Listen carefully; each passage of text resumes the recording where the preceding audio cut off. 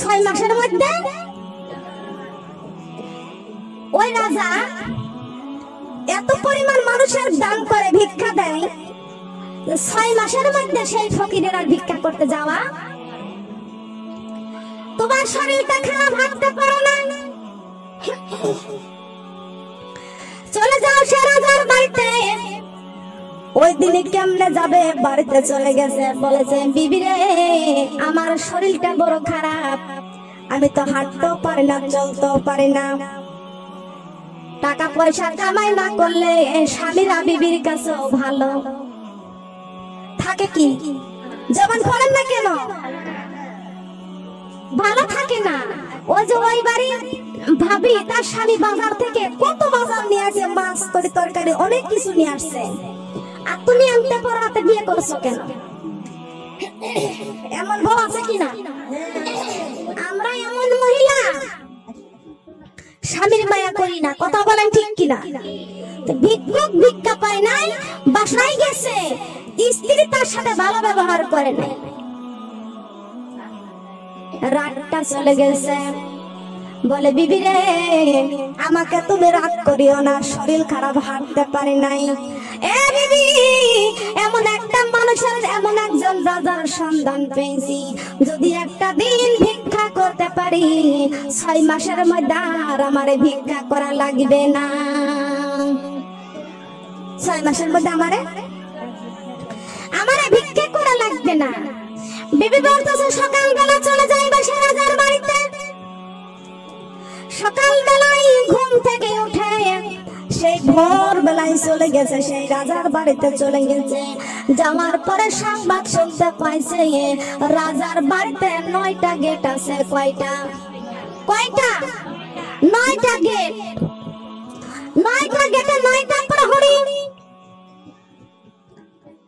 এবার ফকির যে প্রথম গেটে যাব বলতেছেন ভাই দারোয়ান এই দরজাটা একটু খুলিয়া দেন, আমি একটু ভিতরে প্রবেশ করবে, একটু যাইতাম। কিন্তু দারোয়ান কোশ্চিন কালে তো গেটটা খুলে না, খুলতেও চাই না। অবশেষে ফকির কি করবে, ওই দারোয়ানের পা জড়িয়ে ধরেছে। যখন দারোয়ানের পাটা জড়িয়ে ধরেছে তখন দারোয়ানের দিলটা একটু নরম হয়ে গেছে।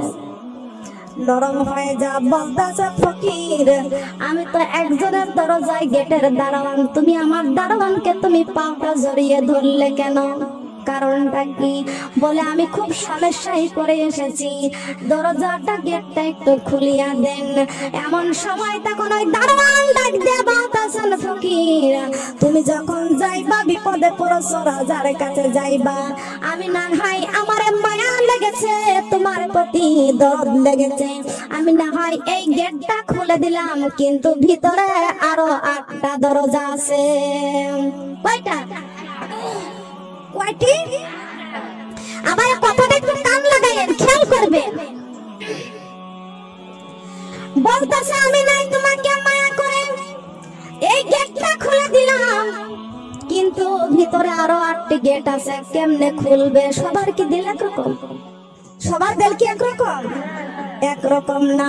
আমি না হয় খুলে দিলাম, কিন্তু আরো 8টি গেট আছে, 8টি গেটের 8টি দারোয়ান আছে, তারা যদি খুলে না দেয় এদের ফকির ডাক দেয়া বলতেছেন ভাই শোনো এই দরজাটা যদি খুলতে পারি 8টি দরজা খোলার সহজ হয়ে যাবে।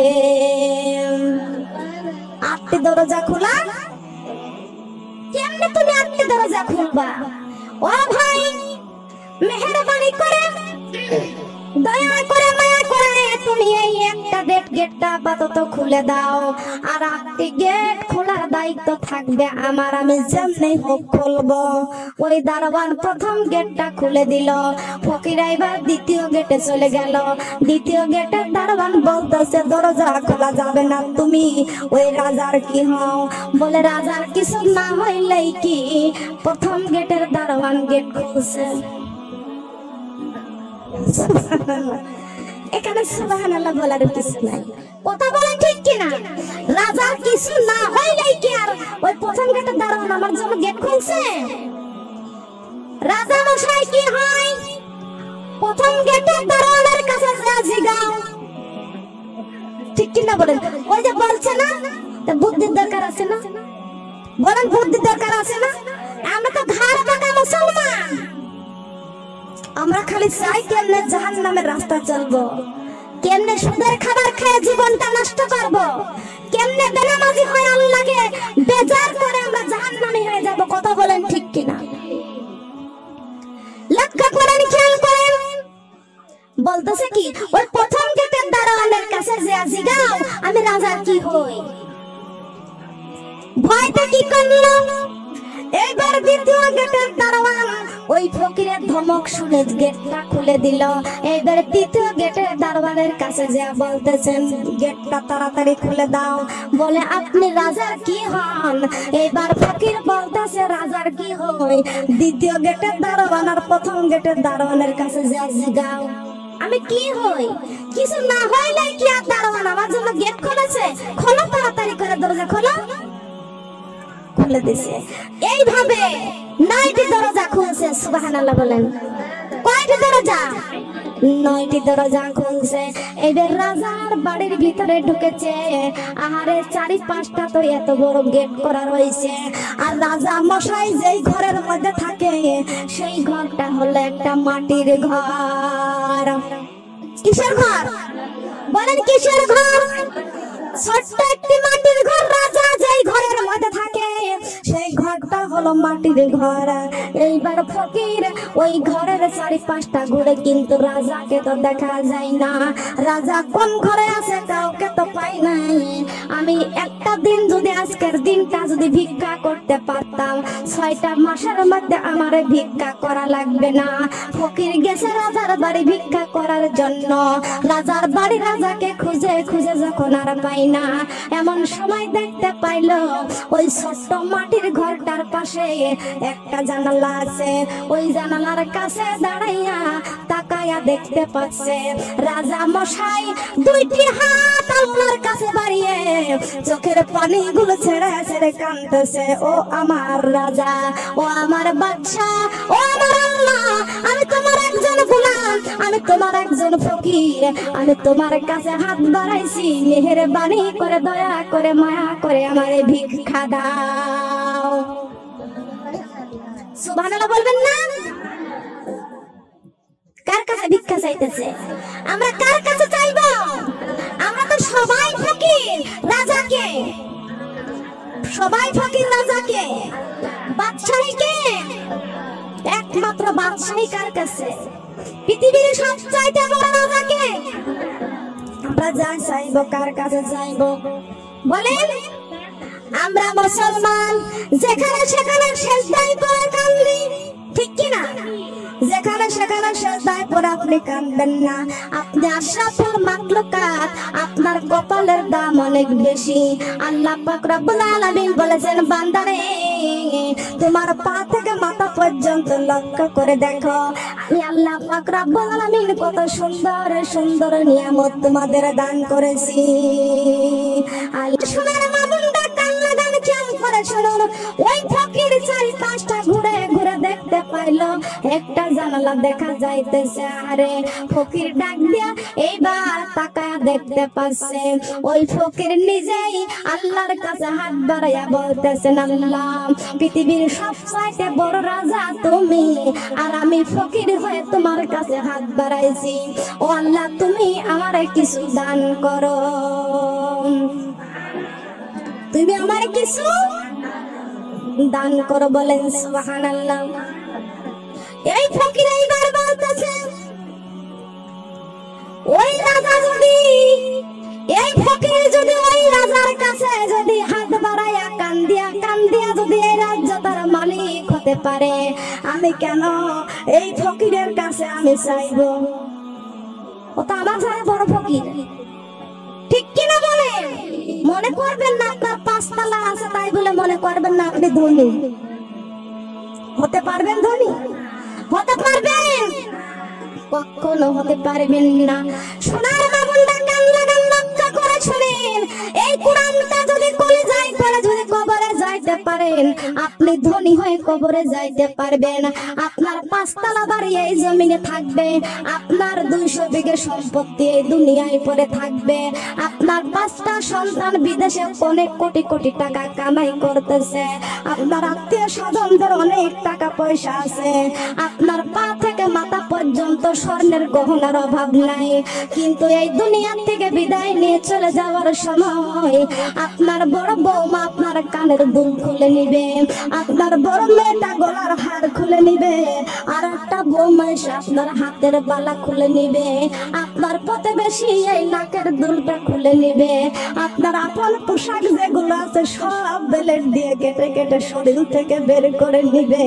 শেষবারের মতো গোসল করে আমাদেরকে চিরবিদায় দিয়ে ওই মসজিদের শরীফে খাটের মধ্যে আমাদেরকে শোয়া দিবে। সোনার মা বোনেরা লক্ষ্য করে, আজকে মুসলমানের মেয়েরা বিউটি পার্লারে যায়, এই যে ভুরু তুলে 5টার মা ও আমার মা বোনেরা আপনাদের হাতে হাত রেখে বলে যায়, পায়ে পা রেখে বলে যায়, আল্লাহ পাক রব্বুল আলামিন আমাদের কত সৌন্দর্য দিয়েছেন, সুন্দর ভুরু দিয়েছেন, এইটা নিয়ে আপনি কোনোদিন বিউটি পার্লারে যায় আমার আল্লাহকে কষ্ট দিয়েন না। আমার আল্লাহ কত সুন্দর ভুরু দিয়েছে, এই ভুরুটাকে নিয়ে বিউটি পার্লারে যাইয়া সাজনেওয়ালিকে বলে, আমার আল্লাহ কি করে ভুরু দিয়েছে, এই ভুরু আমার পছন্দ না। এই ভুরু বিউটি পার্লারে যে আপনি বলতেছেন এই ভুরু আমার পছন্দ না, আল্লাহ বেজার হয় না, খুশি হয়?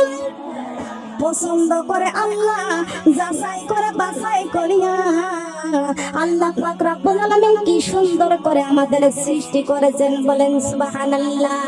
মায়া করে দয়া করে আল্লাহ পাক রব্বুল আলামিন আমাদের সুন্দর করে সৃষ্টি করেছেন। হাবি আলা রাব্বিকুমা তুকাযিবান, বলেন আল্লাহু আকবার। এ আমার বান্দারে, হাবি আলা রাব্বিকুমা তুকাযিবান, ও আমার বান্দা, আমি রবের কোন কোন নিয়ামতকে অস্বীকার করবা, আমি রবের কোন কোন দানটাকে অস্বীকার করবা? তোমাদের কি সুন্দর করে কান দিয়েছি, কত সুন্দর দেখার জন্য চক্ষু দান করেছি, এই চক্ষের প্রশংসা করে আপনি সারা জীবনও শেষ করতে পারবেন না। তার কারণ মহান আল্লাহ পাক রব্বুল আলামিন ডাক দিয়ে বলেছেন, আমার বান্দারে, তোমাদের কপালের 1.5 ইঞ্চির মধ্যে আমি আল্লাহ পাক রব্বুল আলামিন সুন্দর ফিল্ম বক্স দিয়েছি, বলেন সুবহানাল্লাহ। কি বক্স? Film box. কি বক্স বলেন? কপালের 1.5 ইঞ্চির মধ্যে আপনার আমার আল্লাহ ফিল্ম বক্স দিয়েছেন, এই সুন্দর পৃথিবী জোড়া লাইব্রেরি বক্স, সুন্দর পৃথিবী জোড়া বক্স, বলেন সুবহানাল্লাহ। এত বড় বক্স পৃথিবীর কোন মিস্ত্রির বানানোর ক্ষমতা আছে বলেন?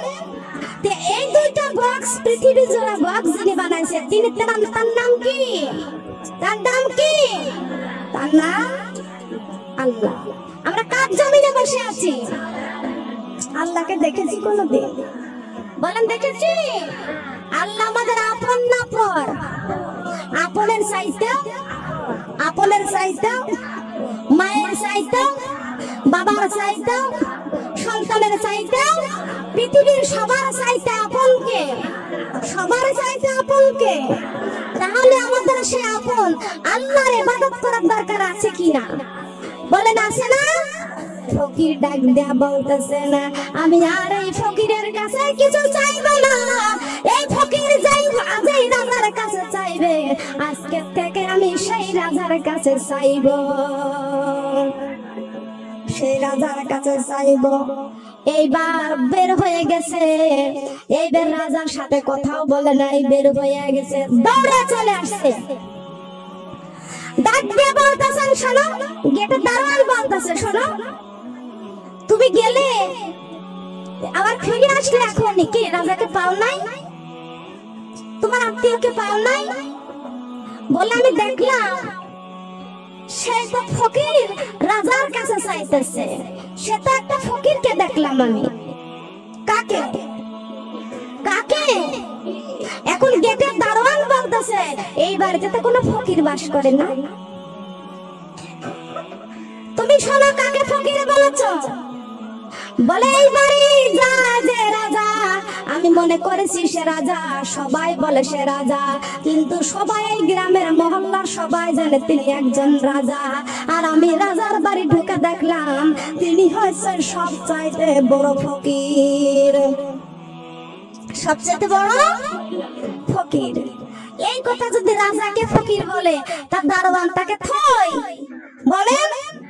এই প্রথম গেটের দারোয়ান এইবার ধরেছে মায়, পিটানি শুরু করেছে, হাতে লাঠি লাঠি দিয়ে পিটানি শুরু করেছে। এইবার যদি কেউ কাউকে পিটাইতে ব্যথা পায় কি পায় না, আর ব্যথা পাইলে চিল্লাই কি চিল্লাই না। এইবার চিল্লানি শুরু করে দিয়েছে, কান্নাকাটি শুরু করে দিয়েছে, হইচই শুরু হয়ে গেছে।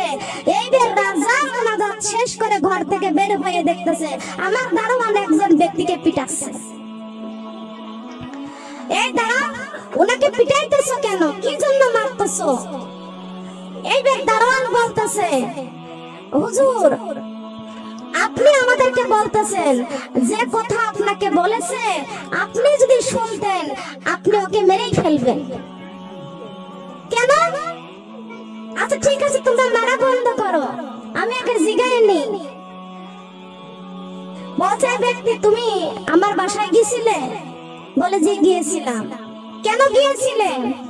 বলে আমি একজন ফকির, আমি সারা গ্রামে ভিক্ষা করে খাই, কিন্তু একজন বলেছে আমাকে আপনি নাকি একটা বারের মতো যদি কাউকে ভিক্ষা দেন 6 মাসের মধ্যে কাউকে ভিক্ষা করা লাগে না। কিন্তু আমি আইছিলাম আপনার কাছে ভিক্ষার জন্য, কিন্তু আমি এসে আপনাকে দেখলাম আপনি তো বড় ফকির। আপনি বড়, তা আপনাকে ফকির বলেছেন, এই জন্য আপনার গেটের দারোয়ান আমাকে মারপিট শুরু করে দিয়েছে। এইবার রাজা ডাক দিয়া বলতেছেন গেটের দারোয়ান তুমি ভুল করছো, তুমি কি মনে করতেছো আমি সবাইকে দান করি তাই বলে কি আমি ফকির? আমি যে মানুষকে জনগণকে সাহায্য করি, দান সৎকার করি, আমি মানুষকে জনগণের ভিক্ষা দিই, এই ভিক্ষা দেওয়ার ক্ষমতা আমার নাই। আমার আল্লাহ আমাকে দান করে, আমার আল্লাহর দানের থেকে আমি আবার জনগণকে দান করি।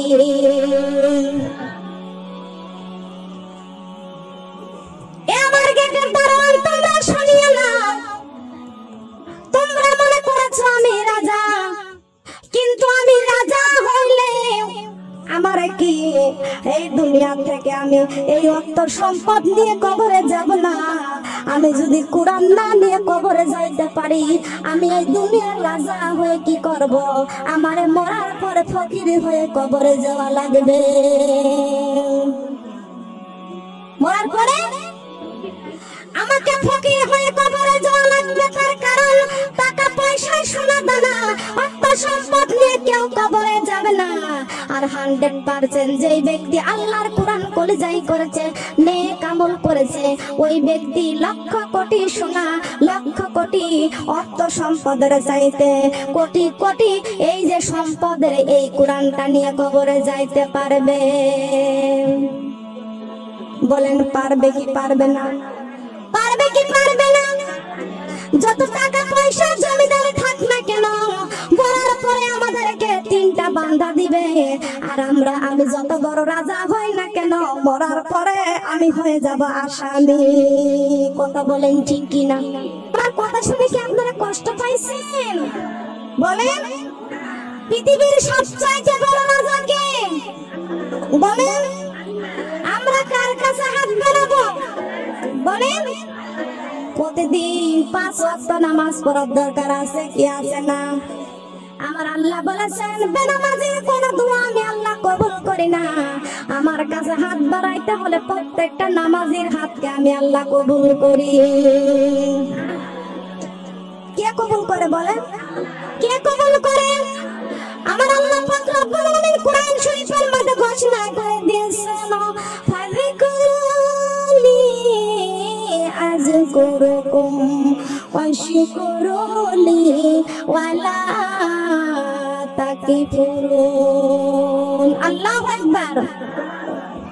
আল্লাহ পাক রব্বুল আলামিন বলেছেন ফাযকুরুনি, ও আমার বান্দা তোমরা আমাকে স্মরণ করো, আজ কুরকুম আমি আল্লাহ তোমাদেরকে স্মরণ করব। সুবহানাল্লাহ বলেন। ওয়াশকুরি আমার শুকরিয়া আদায় করো, ওয়ালা তাকফুরুন খবরদার কুফরি করো না। কুফরি যদি কুফরি করো তাহলে কাফের হয়ে যায়। কার কথা বলেন না, কার কথা?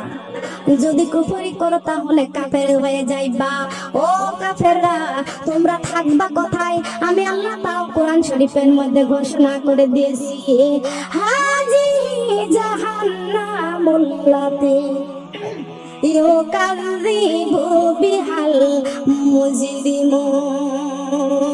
ও জাহান্নামীরা তোমরা যুগ যুগ জাহান্নামে থাকবা, ওই জাহান্নামের মধ্যে খাবা কি? শোনো, আমি আল্লাহ তাআলা কোরআন শরীফের মধ্যে ঘোষণা করে দিয়েছি, ইয়াতাফুনা বাইনাহা ওয়া বাইনাহা মিমান। আল্লাহু আকবার। হামিম মানে কি? জাহান্নামের উত্তপ্ত গরম পানি, পুষ পচা রক্ত, এটা দিবে জাহান্নামীদের খেতে। কথা বলেন ঠিক কিনা?